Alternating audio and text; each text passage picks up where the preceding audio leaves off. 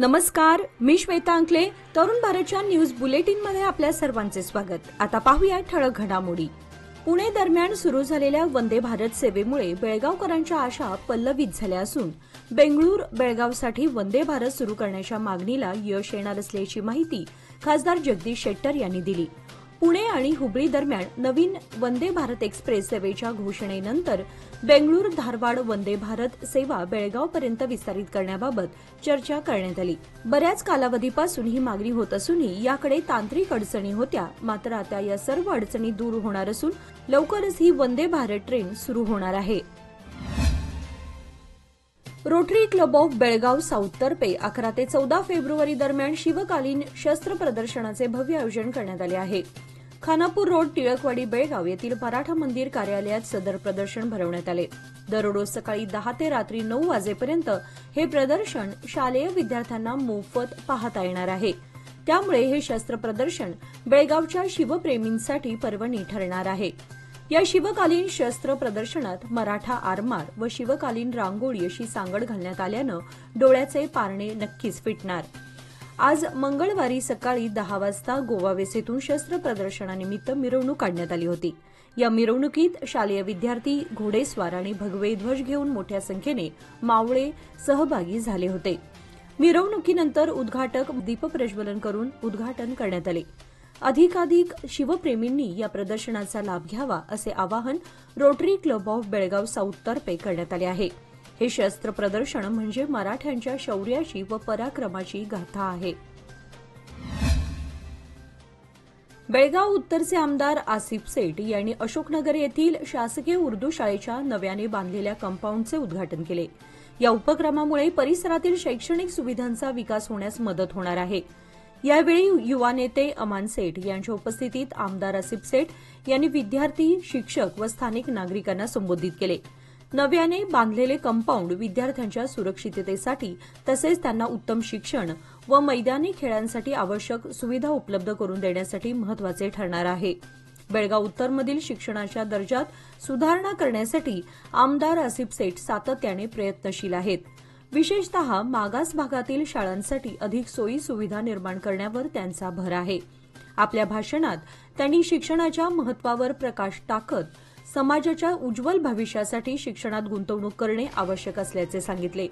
युवा नेते अमान सेठ यांनी देखील कार्यक्रमात आपले विचार मांडले.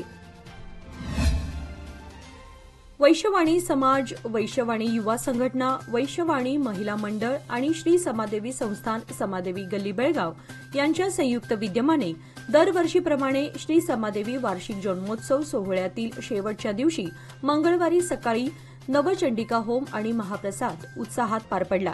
सकाळी श्री समादेवी मूर्तीला महाअभिषेक केल्यानंतर संदीप कडोलकर, सौ स्मिता कडोलकर, वैष्णवी धनवडे यांच्या हस्ते नवचंडिका होमला प्रारंभ झाला. यावेळी ऋषिकेश हर्लेकर गुरुजी, नवाथे गुरुजी पुणे, भूषण काने पुणे, राजेश रानडे गुरुजी पुणे, नीलकंठ हर्लेकर गुरुजी, दत्तात्रय भावे गुरुजी, पवन देशपांडे गुरुजी यांच्या नेतृत्वाखाली नवचंडिका होम मोठ्या उत्साहात आणि भक्तिभावाने करण्यात आला. दुपारी 12 वाजल्यानंतर श्री समादेवीला नैवेद्य दाखवून महाप्रसादाला प्रारंभ झाला. यावेळी हजारो भक्तांनी महाप्रसादाचा लाभ घेतला. बेळगावातील किल्ला तलाव येथे एका अनोळखी पुरुषाचा मृतदेह आढळलाय. 3 दिवसांपूर्वी किल्ला तलावात उडी मारून अज्ञात व्यक्तीने आत्महत्या केली असावी असा पोलिसांचा प्राथमिक अंदाज आहे. आज मंगळवारी सकाळी 11 वाजण्याच्या सुमारास तलावात एक मृतदेह तरंगत असल्याची माहिती नागरिकांनी पोलिसांना दिली.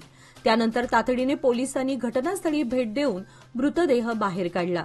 ही घटना मार्केट पोलीस ठाण्याच्या हद्दीत घडली आहे. पुढील तपास पोलीस करत आहेत. बेळगाव उत्तरचे आमदार आसिफ सेठ यांच्या वतीने युवा नेते अमान सेठ यांच्या नेतृत्वाखाली आमदार पथकाने उज्ज्वल नगर येथे रस्ते आणि गटार बांधकामाची पाहणी केली. या दौऱ्यात महापालिका अधिकाऱ्यांसह पथकाने या कामांची बारकाईने तपासणी केली. या दौऱ्याचा मुख्य उद्देश म्हणजे प्रगतीपथावरील पायाभूत सुविधांच्या विकास कामांचा आढावा घेणे. या प्रकल्पांतर्गत स्थानिक रस्ते आणि ड्रेनेज प्रणाली सुधारण्याचं उद्दिष्ट आहे. अमान सेठ आणि महापालिका अधिकाऱ्यांनी बांधकामाचे निरीक्षण करून सर्व काम नियोजनानुसार सुरू आहे का याची खात्री केली. अमान सेठ यांनी वेळेवर रस्ते आणि गटार प्रकल्प पूर्ण करण्याचे महत्त्व अधोरेखित केले, कारण ते उज्ज्वल नगरमधील रहिवाशांच्या जीवनमानात सुधारणा करण्यासाठी आवश्यक आहे.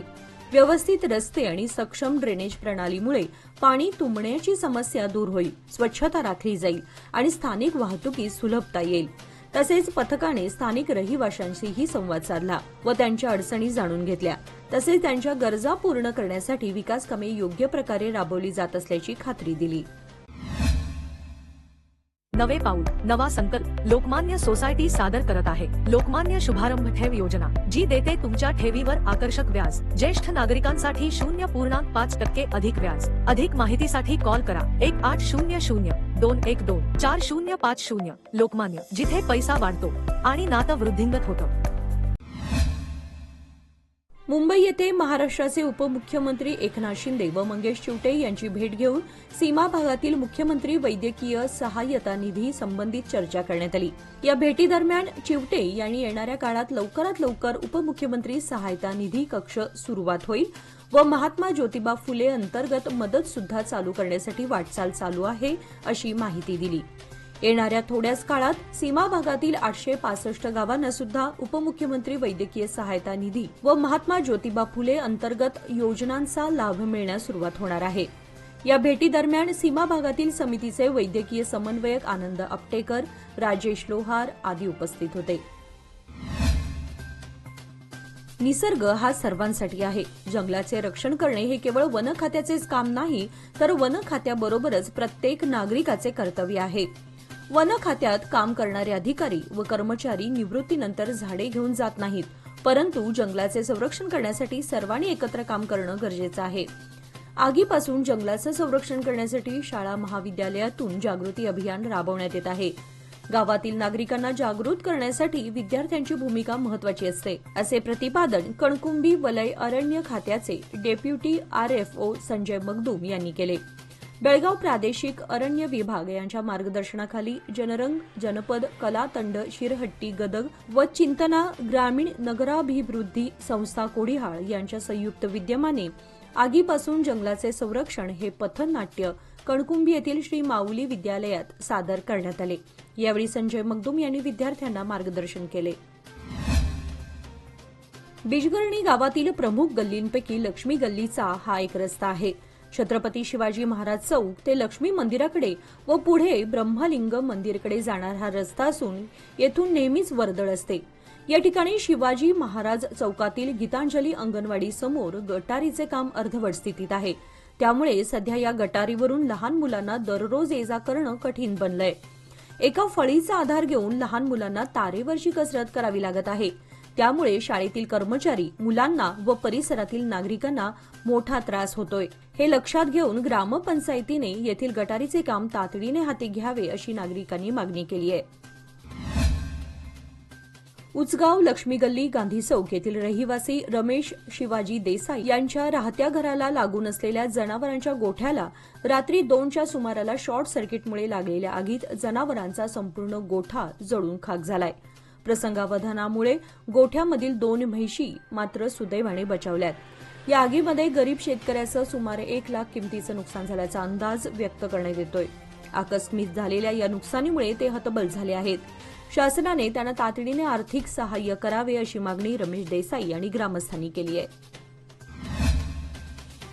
खानापूरचे तहसीलदार प्रकाश गायकवाड यांचे अखेर निलंबन करण्यात आले असून त्यांना धारवाड येथील जिल्हाधिकारी कार्यालयातील निवडणूक विभागात बदली करण्यात आली असून त्यांची खातेनिहाय चौकशी सुरू असून त्यांच्यावर बेहिशोबी मालमत्ता मिळवल्याप्रकरणी फौजदारी गुन्हाही दाखल करण्यात आलाय. तहसीलदार प्रकाश गायकवाड यांचा कार्यकाळ अत्यंत वादग्रस्त आणि भ्रष्टाचाराचा कळस गाठणारा ठरला होता. गायकवाड यांच्या बदलीने तालुक्यात समाधान व्यक्त होत आहे.